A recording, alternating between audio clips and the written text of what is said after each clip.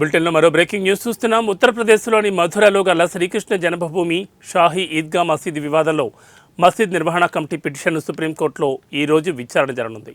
ఈ వివాదంపై దాఖలైన 15 కేసులను విచారణకు తీసుకోవద్దని మసీద్ కమిటీ వేసిన పిటిషన్ను అలహాబాద్ హైకోర్టు ఏకసభ్య న్యాయస్థానం గత ఆగస్టు 1వ తేదీన తిరస్కరించడంతో కమిటీ అత్యున్నత న్యాయస్థానానికి వెళ్ళింది. మథురలోని కృష్ణాలయాన్ని ఔరంగజేబ్ హయాంలో కూలగొట్టి అక్కడ మసీద్ కట్టారని హిందూ సంస్థలు వాదనలు వినిపిస్తున్నాయి. అయోధ్య రామజన్మభూమి బాబ్రీ మసీద్ గొడవ చెలరేగడంతో 1991లో పార్లమెంటు ప్రార్థనా స్థలాల చట్టం తీసుకొచ్చింది.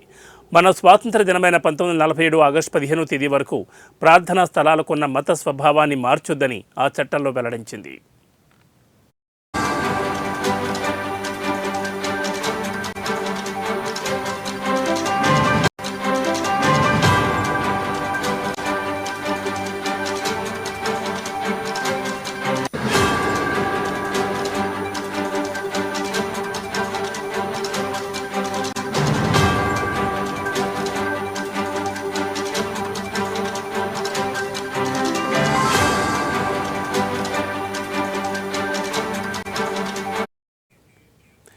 ఇక అయోధ్య రామ జన్మభూమి బాబ్రీ మసీద్ వివాదానికి ప్రత్యేక ప్రార్థనా స్థలాల చట్టం నుంచి 1991లో కేంద్ర ప్రభుత్వం మినహాయింపించింది.